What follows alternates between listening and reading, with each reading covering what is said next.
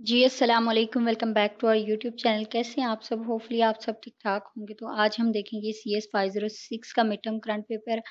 इसमें कुछ एमसीक्यूज़ हैं और 2 पेपर आई थिंक सो मुझे मिले थे, इससे ज़्यादा नहीं मिले। तो मैंने कहा चलें यही आप लोगों के साथ शेयर करते हैं, तो चलें जी स्टार्ट करते हैं। लेकिन उससे पहले अगर आप हमारे चैनल पे नए हैं तो काइंडली चैनल को सब्सक्राइब कर लीजिए, बेल आइकन को प्रेस कर लीजिए ताकि नेक्स्ट आने वाली वीडियोस की नोटिफिकेशंस आपको आसानी से मिल सकें। And the second thing is कि अब जो भी पेपर अपडेट हो जाते हैं, यानी जिस बुक का मैं बना चुकी होती हूँ पेपर, या फिर वैसे भी जिसका नहीं बना पाती या जिसका पेपर कम मिलता है या ज़्यादा अच्छा मिल जाता है, तो मुझे लगता है कि आप लोगों के साथ शेयर करना चाहिए। तो मैं अपने चैनल पे पोस्ट शेयर कर देती हूँ। तो काइंडली आप लोग हमारे चैनल को सब्सक्राइब कर लें ताकि आप लोगों को वो पोस्ट भी शो हों और टाइम टू टाइम जो है पोस्ट भी चेक करते रहा करें, ठीक है? तो चलें जी स्टार्ट करते हैं। तो यहाँ पे सबसे पहले एक सेकंड, सबसे पहले है हमारे पास जीडीबीसी, ओडीबीसी स्टैंड्स फॉर, ठीक है? तो जीडीबीसी स्टैंड्स फॉर होता है जावा database connectivity and ODBC stands for is open database connectivity, ठीक है? और ये वाले क्वेश्चन इंशाल्लाह ऐसे हैं एमसीक्यूज़ के, इनमें से लाज़मी आपको एमसीक्यूज़ आएँगे। ये आई थिंक सो 23-24 एमसीक्यूज़ हैं, ठीक है? तो जो सब्जेक्टिव पेपर था वो मुझे ज़्यादा तो नहीं मिला, 2 ही मिले थे, मेबी अगर आप लोगों के पास हों तो आप लोग जो है कमेंट सेक्शन में शेयर कीजिएगा। एंड एक बहुत एप्रिशिएटिंग थिंग मुझे यहाँ पे शेयर करनी है कि एक हमारी जो सिस्टर हैं उन्होंने कमेंट में अपना पेपर भी आके शेयर किया, बहुत अच्छा, मतलब उन्होंने रिव्यू भी दिया लास्ट वीडियो पे ना, तो अब उन्होंने अपना पेपर भी शेयर किया, तो थैंक यू सो मच। और उम्मीद है कि आप सब लोग ऐसा ही करेंगे, क्योंकि देखिए आप लोगों की भी तो हेल्प होती है ना किसी की वजह से, तो आपको भी किसी की हेल्प करनी चाहिए लाजमी। तो चलें जी नेक्स्ट क्वेश्चन हम देखते हैं। पहला तो हो गया JDBC stands for and ODBC stands for. तो JDBC stands for Java database connectivity and ODBC stands for open database connectivity, ठीक हो गया। उसके बाद है which of the following statement regarding Java is false, ठीक है? अच्छा, एक कुछ-कुछ के आई थिंक सो मोस्टली कि मैंने 4 ही ऑप्शन लगाए थे, 1-2 के ही ऐसा था जिनके स्टैंड्स फॉर थे, तो मैंने उनका एक ही ऑप्शन लिख दिया था कि क्योंकि आपको करेक्ट ऑप्शन पता है तो इट मीन्स कि बस ठीक है, आप बस ऑप्शन उसको याद रखें स्टैंड्स फॉर को, और वही आप पेपर में लगा दीजिएगा, ठीक है? इसलिए मैंने चारों ऑप्शन ऐड नहीं किए। अदरवाइज़ एसएस तो थे पड़े, मैं लगा भी सकती थी, इतना कोई इश्यू नहीं था। लेकिन क्योंकि आपको पता है टाइम नहीं होता, तो फिर इस चीज़ को भी तैयार करना बहुत मुश्किल है, लेकिन फिर भी मैंने इसको रेडी किया था कि आप लोगों की हेल्प हो जाए। तो काइंडली अगर आपके लिए ये वीडियो हेल्पफुल रहे तो इसे लाइक ज़रूर कीजिएगा, अपने दोस्तों के साथ भी शेयर कीजिएगा और फीडबैक भी लाज़मी शेयर कीजिएगा। और हाँ, चैनल को सब्सक्राइब करना बिल्कुल नहीं भूलना। अच्छा जी, which of the following statement regarding Java is false, ठीक है? तो कौन-सी स्टेटमेंट है जो अकॉर्डिंग टू जावा, यानी कि जावा को सूटेबल नहीं है, यानी कि उसके बारे में सही नहीं कह रही, तो वो है हमारे पास यहाँ पे उन्होंने 3-4 दी हुई हैं। अभी हमने ऑप्शंस के नंबर भी नहीं लगाए, कुछ भी नहीं लगाया, बस ऐसे ही लिख दिए थे। जावा इज़ अ प्रोग्रामिंग लैंग्वेज, ठीक है? ये प्रोग्रामिंग लैंग्वेज है, ठीक है? जावा इज़ अ केस सेंसिटिव है। जावा यूजेस एन इंटरप्रेटर, ठीक है? तो इसके बारे में जो फॉल्स है, a Java program compiles into machine language, ठीक है? ये फॉल्स है। उसके बाद हम नेक्स्ट क्वेश्चन देख लेते हैं, which of the following features is not available in Java, ठीक है? तो data hiding, data encapsulation and single inheritance, multiple inheritance नहीं है, ठीक है? अभी मैंने तो देख से हैंडआउट से ही किए थे क्लियर, तो लेकिन फिर भी बाय मिस्टेक अगर कोई मिस्टेक हो जाए तो काइंडली आप उसको अपने बिहाफ पे भी करेक्ट कर लीजिएगा। मेरी हर स्टेटमेंट में यही होता है कि आप लोग इसको अपने बिहाफ पे भी चेक किया करें, और अगर कोई ऑप्शन आपको गलत लगता है, आपको कोई कन्फ्यूजन होती है, तो आप लोग शेयर किया करें। हमें इंशाल्लाह जो है उसको या तो ठीक कर देंगे, ठीक है? या कमेंट में मेंशन कर देंगे, लेकिन अगर आपको कोई कन्फ्यूजन हुई होगी उसके बारे में तो वो भी आपको रिस्पॉन्स करके समझा देंगे, ठीक है? उसके बाद है जी हमारे पास, if the sub class overrides all the abstract methods of super class then sub class is called concrete class, ठीक है? ये कहते हैं कि अगर कोई सब क्लास जो ओवरराइड कर लेती है तमाम मेथड्स को अपनी सुपर क्लास के, तो उसको कौन सी क्लास कहते हैं? कंक्रीट क्लास, ठीक है?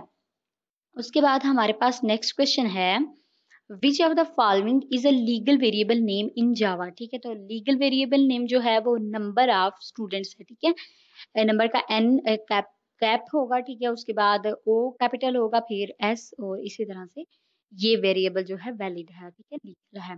उसके बाद है इन जावा AWT and swing components use dash model event delegation, ठीक है? यहाँ पे उन्होंने 3-4 दिए हुए हैं, लेकिन AWT एंड स्विंग कंपोनेंट में इवेंट डेलीगेशन यूज होती है, ठीक है। ये अगर आप लोगों ने हैंडआउट्स पढ़े हो ना, तो ये बिल्कुल same as it is statement जो है हैंडआउट से ली हुई है उन्होंने, ठीक है। बहुत ईजी है, तो इंशाल्लाह ये आप कर लेंगे तो आपको ज़रूर ज़रूर इसमें से कुछ ना कुछ लग जाएंगे। और काइंडली फीडबैक क्लास में शेयर कीजिएगा। अच्छा जी, in Java all exceptions are inherited from a class known as throwable, ठीक है। all exceptions are inherited from a class known as throwable, ठीक है। उसके बाद है which of the following paintings is performed by the paint component method, ठीक है। तो क्या कहते हैं कि पेंट कंपोनेंट मेथड जो है उससे कौन सी पेंटिंग परफॉर्म होती है, ठीक है। Background painting only, custom painting only, button painting या फिर बोथ। तो इसका करेक्ट आंसर है बोथ, ठीक है। बैकग्राउंड एंड कस्टम पेंटिंग दोनों ही परफॉर्म होती है। उसके बाद हमारे पास एक कोड सेगमेंट है, तो उसको देख लेते हैं। Consider the following code segment. String SQL is equal to select asterisk from person, ठीक है। कोई टेबल है उसमें से हमने पर्सन को सिलेक्ट करना है। उसके बाद है prepared statement P state STMT, ठीक है, is equal to con dot prepare statement into SQL the result set dot type underscore scroll underscore insensitive, ठीक है, रिजल्ट डॉट कंकर, ठीक है, यही पढ़ा जाएगा, एंड अंडरस्कोर अपडेटेबल, ठीक है। तो अब वो ये इतना लंबा चौड़ा हमें प्रोग्राम देख के तो क्या पूछ रहे हैं। अच्छा, ये आपके MCQs में आया हुआ है, ठीक है, तो इसको अच्छे से देख लीजिएगा। अब ये नहीं कीजिएगा कि यहाँ पे वो अपडेटेबल और स्क्रोल दे रहा है तो आपके ऑप्शन में कुछ और हो, ठीक है। आपने इसको हैंडआउट से देखना है। और इस जैसे जितने भी होंगे ना, एक तो आई थिंक सो ऐसे फॉरवर्ड ओनली भी था, प्रीवियस भी था, उनको भी थोड़ा सा देख लीजिएगा, ताकि अगर आपके पेपर में वो आता है तो आप उसको भी अच्छे से कर लें। लेकिन इसका जो मुझे सही लगा था वो तो यही था, बाकी आप अपने बिहाफ पे भी देखिएगा, क्योंकि एक हमारे पास था डिफॉल्ट रिजल्ट सेट ना, तो वो ओनली फॉरवर्ड के लिए यूज होता था। ये तो है ही गलत ना, ये जो ये वाला ऑप्शन है, सॉरी यहाँ पे नंबरिंग गलत दी गई है, ये ऑप्शन है उसका, तो ये है ही गलत, ठीक है। तो मूव फॉरवर्ड ओनली इसमें होता है, ठीक है। तो अकॉर्डिंग टू मी ये मूव फॉरवर्ड भी था और बैकवर्ड भी था, बाकी फिर भी इसमें मुझे थोड़ी सी कंफ्यूजन थी। तो वैसे अकॉर्डिंग टू मी ये ठीक है, बाकी आप लोग भी देख लीजिएगा, अगर आपको इससे लगे तो बताइएगा, ठीक है। उसके बाद है जी dash translate all GDBC calls into ODBC calls and sends them to the ODBC drivers. This is type 1, ठीक है। टाइप 1 क्या कहती है, सारी की सारी GDBC की कॉल्स को ODBC में कन्वर्ट करके फिर उसको ODBC के ड्राइवर में भेज देती है, ठीक है। उसके बाद है नेक्स्ट हमारे पास while painting a swing component which of the following methods is invoked first, ठीक है। तो सबसे पहले जो इन्वोक होता है वो है पेंट कंपोनेंट। ये वाला क्वेश्चन लाजमी याद कीजिएगा, इसमें वो शॉर्ट क्वेश्चन भी पूछ सकता है कि अच्छा जब आप पेंटिंग करते हो तो कौन कौन से मेथड कब कब इन्वोक होते हैं, ठीक है। सबसे पहला तो पेंट कंपोनेंट हो गया, नेक्स्ट जो करने हैं वो आपने खुद करने हैं, ठीक हो गया। उसके बाद है which of the following functions is declare in mouse motion listener interface, ठीक है। माउस मोशन लिसनर इंटरफेस में कौन से फंक्शन डिक्लेयर किया जाता है, ठीक है। तो उसमें किया जाता है पब्लिक वाइड माउस ड्रैग्ड, ठीक है, माउस इवेंट मी, ठीक हो गया। ये जो है माउस मोशन लिसनर के लिए किया जाता है। माउस को मूव्ड या ड्रैग करने के लिए ये वाला फंक्शन हम यूज करते हैं, ठीक है। इसको डिक्लेयर करते हैं माउस मोशन लिसनर, ठीक है ना। तो यहाँ पे अगर माउस मूव्ड आ जाएगा तो इट मीन्स के ये भी इसी से कनेक्ट कर रहा है, ठीक है ना। तो ये दो चीजें करता है, माउस मूव और माउस ड्रैग, ठीक है। अगर आप बुक में देखेंगे तो आपको वहां पे भी मिल जाएगा। उसके बाद है create table, drop table and alter table ETCR DDL statement, data definition language, ठीक है। तो क्रिएट, ड्रॉप एंड अल्टर जो होती हैं ये इसकी स्टेटमेंट्स होती हैं DDL की, data definition language, and the second जो चीज होती है वो होती है DML, डाटा मैनिपुलेशन लैंग्वेज, ठीक है। तो इसका ये ज्यादा जिक्र अगर आपको इसकी स्टैंड्स फॉर याद हो जाए तो अच्छी बात है, दैट्स मैंने बता दी।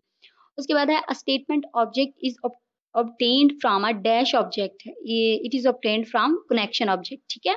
a statement object is obtained from a connection object, okay हो गया। which of the following packages needs to import while handling IO files, ठीक है। तो IO files में java.io जो होती है वो इंपोर्ट करनी पड़ती है हमें, ठीक है। IO यानी कि IO स्ट्रीम्स के लिए जिस तरह हम करते हैं, तो ये भी IO स्ट्रीम्स हैं। IO फाइल्स के लिए हमें java.io इंपोर्ट करनी पड़ती है। उसके बाद है हमारे पास, आप लोगों ने एक और काम करना है, आप लोगों ने ना जावा डॉट AWT, जावा एक्स डॉट स्विंग और जावा यूटिल का भी देख लेना है, ठीक है।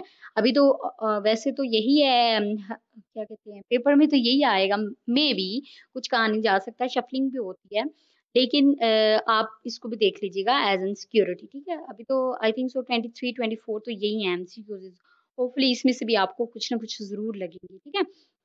उसके बाद है, if we want to handle mouse movement और mouse drag, which interface is use. Mouse motion listener, जैसे मैंने ऊपर आपको बताया था कि जब भी माउस मोशन लिसनर आएगा तो इट मीन्स कि या तो माउस ड्रैग हो रहा होगा तो या फिर माउस मूव हो रहा होगा। यहाँ पे उन्होंने दोनों चीजें ही पूछ ली हैं, जस्ट लाइक जैसे ये कह रहे हैं, if we want to handle mouse movement और mouse drag which interface is used, तो ये कह रहा है माउस मोशन लिसनर। ओके हो गया। उसके बाद है हमारे पास, which of the following statement is the DML statement, यानी कि डाटा मैनिपुलेशन लैंग्वेज, इसकी कौन सी स्टेटमेंट है, इसकी डिलीट है, ठीक है।